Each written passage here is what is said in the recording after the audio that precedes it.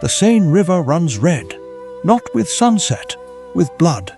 You're standing on the banks of Paris, March 845 AD, and the screaming started an hour ago. 120 longships, 7,000 Norse warriors. They came out of the morning fog like something from a nightmare nobody had a name for yet. The monks are running, the soldiers are already dead, and the king, the most powerful ruler in Western Europe, is about to do something no Christian monarch has ever done before. He's going to pay. If history like this moves you, stay with us. This one doesn't let go. Paris in the early 9th century is not the city you know. No Eiffel Tower, no wide boulevards, just a small, densely packed island in the middle of the Seine. The Ile de la Cité, ringed by timber walls, filled with churches, and buzzing with the anxious energy of a city that knows it sits in the middle of everything valuable in Francia. This is the empire Charlemagne built, and by 845, his grandsons are tearing it apart. The Treaty of Verdun in 843 had divided the Carolingian Empire into 3 fractured kingdoms. Charles the Bald rules the western portion, what will one day become France. He's 22 years old. He's never fought a battle he didn't lose. And his nobles hate him almost as much as they hate each other. The kingdom is bleeding from the inside, which means it can't see the wound coming from outside. And from the north, something is moving. His name is Ragnar, not the television legend, the real one. Ragnar Lothbrok, or at least the man history loosely calls by that name. The sources blur the line between warrior and myth, but what isn't blurry is this. In the spring of 845, a Norse chieftain led the largest Viking fleet ever assembled up the Seine River toward Paris. And he did it with the cold, calculated patience of someone who had studied his target. He knew the river. He knew the season. Spring floods would slow any Frankish cavalry response. He knew the church calendar. He would strike during Lent, when fasting had already weakened the city's spirit. This wasn't a raid driven by rage. It was driven by strategy. 7,000 men, rowing in silence. The only sound, the creak of oars and the drip of river water. They had rowed from the coast, more than 70 miles inland, and nobody had stopped them. Not because nobody tried. Because of what happened at the fork in the river. Charles the Bald had split his army in 2. It seemed logical. Cover both banks of the Seine, catch the Norse fleet in a crossfire, drive them back to the sea. 111 Frankish warriors took the north bank. The bulk of the army held the south. Ragnar hit the smaller force first. The battle on the north bank lasted less than an afternoon. The Franks were slaughtered or captured. 111 men taken alive, hands bound, throats dry with fear. And then Ragnar did something that wasn't just violence. It was theatre. He hanged all 111 prisoners on an island in the middle Frankish army, in full view of the southern Frankish army, in full view of Charles the Bald himself. 111 bodies swaying in the March wind. An offering to Odin, the Norse god of war and wisdom, and a message to every Frankish soldier watching from the riverbank. This is what resistance looks like. The southern army didn't charge. They didn't regroup. They walked away.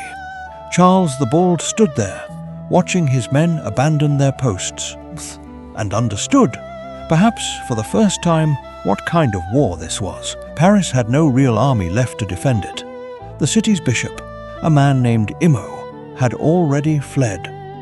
The monks of Saint-Denis, the great royal abbey just north of the city, had packed their most sacred relics and run into the forests, clutching bones of saints like they could outrun what was coming. You can almost smell it. The wood smoke from torched farmhouses upstream. the animal panic of people who have nowhere to go. The fleet arrived on March 28, 845 AD, Easter Sunday. The date wasn't an accident. Ragnar chose it deliberately, the holiest day in the Christian calendar.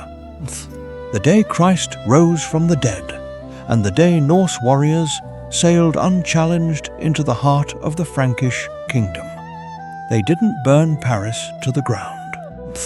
That's the part that surprises people. They occupied it, looted it systematically. Churches stripped of gold. Monasteries emptied of silver plate and manuscript covers hammered in precious metal. And then they waited, because Ragnar didn't want to destroy Paris. He wanted to own it, at least for long enough to get paid. Something happened inside the Norse camp that nobody planned for. A disease moved through the army. Fast and merciless, dysentery. Most historians believe, though the Norse sources call it something more poetic, the wrath of the Christian god. Men who had survived the open North Sea and the massacre of a Frankish army were dying in the streets of a city they had conquered. It shook them. For all their fearlessness in battle, the Norse were deeply superstitious. Signs mattered, omens mattered. And dying inside a foreign city from invisible sickness, that was an omen nobody wanted to interpret. Ragnar made a decision. He ordered Christian prayers performed over his sick men. Not because he had converted, because he was pragmatic enough to cover every divine possibility. Some men recovered, some didn't. But the outbreak made one thing very clear. The longer they stayed, the more they lost. The ransom conversation had just become urgent. Charles the Bald sent envoys. He had no choice. His army was gone, his nobles were openly mocking him, and there was a Norse warlord sitting in the middle of his most important city, eating off his bishop's silver plates. The negotiation wasn't long. 7,000 pounds of silver. That was the number Ragnar put on the table. In modern estimates, somewhere between 2 and 3 tons of precious metal. Stripped from churches, melted down from royal treasuries, scraped together from every corner of a kingdom that was already broke. The Franks paid it, every ounce. History calls it Danegeld, the Dane payment. And 845 AD marks the first time it was paid on French soil. It would not be the last. Charles the Bald, the grandson of Charlemagne, paid a Viking chieftain to leave his city. He signed no treaty. He won no battle. He simply opened his treasury and watched the silver disappear onto Norse longships. The humiliation was complete. But what nobody in that moment could see, what makes this story cut deeper than a simple ransom, is what the payment actually said to every Viking fleet still sitting in Scandinavian harbors. It works. News travels fast when it carries silver. Back in Norway, Denmark, Sweden, in the long houses and mead halls where warriors sat sharpening blades through long winters, the story of Ragnar's Paris raid spread like fire through dry grass. One fleet, one river, one city, 7,000 pounds of silver. You didn't need to conquer the Carolingian Empire. You just needed to threaten the right target. Within a decade, Viking raids on Francia multiplied. The Seine became practically a Norse highway. Rouen fell, Bordeaux burned. In 1861, a second fleet sailed up the Seine and did it again, extracted another ransom from another terrified Frankish king. The raid of 845 hadn't just enriched Ragnar. It had rewritten the rule book of European warfare, and it had exposed something that Christian Europe's ruling class desperately didn't want the world to know. Kings could be broken. Empires could be bought. And the only thing standing between civilization and the longships was silver, and not nearly enough of it. The sagas say Ragnar returned to Denmark a hero. Draped in Frankish silver, celebrated in every hall from the Jutland Peninsula to the Norwegian fjords. The sagas also say he died later, thrown into a pit of snakes by the English King Ella of Northumbria, cursing his killers with his last breath. His sons avenged him, the great heathen army. Another story, another war. But here on the Seine in 845, this is his moment.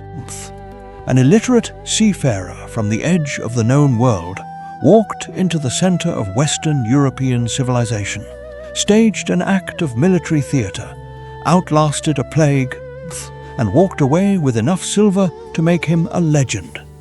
He never built a cathedral. He never wrote a law code. He never founded a dynasty that survived him cleanly. But 1,200 years later, we still say his name. Paris remembered.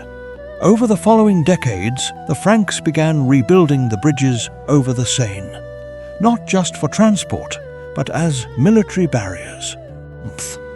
When the Vikings came again in 885 AD, the people of Paris held them off for nearly a year behind those very bridges. The 845 raid had taught the city something painful and permanent. Vulnerability is a choice. Preparation is the answer. The man who led that 885 defense, Count Odo of Paris, became so celebrated he was later elected King of the Franks. The same city that had surrendered without a fight in 845 became, 40 years later, a symbol of European resistance. History rarely moves in straight lines, but it almost always circles back. Here's what stays with you. Long after the silver is melted and the longships are gone, the Viking raid on Paris in 845 AD wasn't just a robbery. It was a mirror, held up to an empire that had started believing its own mythology. The mythology of Christian invincibility, of royal authority, of walls that don't fall. Ragnar's ships didn't just carry warriors. They carried a question that every powerful civilization eventually has to answer. What are you actually made of when the fog rolls in? Charles the Bald answered with silver. Paris answered, 40 years later, with something harder. And we're still asking the same question today. In boardrooms, in governments, in every institution that has grown comfortable enough to stop preparing for the unthinkable. The longships are always out there somewhere. They just don't always have oars. If this story hit different for you, if you found yourself actually holding your breath somewhere in there, drop a comment below. Tell us which moment got you. And if you want more history that feels like this, subscribe. We put everything into making these worth your time. The scene is calm today, but it remembers.